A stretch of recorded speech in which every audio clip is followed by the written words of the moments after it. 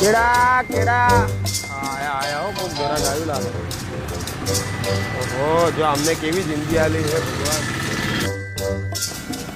કેડા કેમ આવ્યા ભાઈ? એ સાહેબ તમે તો કોઈ ઓફિસર લાગો હો. તમે શેમાં નોકરી કરો? આમ શેમાં ઓફિસર? જીબી માં છે. આ જીબી એટલે ઓલું આ પાવર લિમિટેડ કંપની. યસ. હા ઘરે લાઈટ આવે એ મીટર એ હે ને? રાઈટ. અચ્છા અચ્છા. તો શેના માટે જોઈએ સાહેબ તમારે કેળા? એટલે એવું નહીં તમારે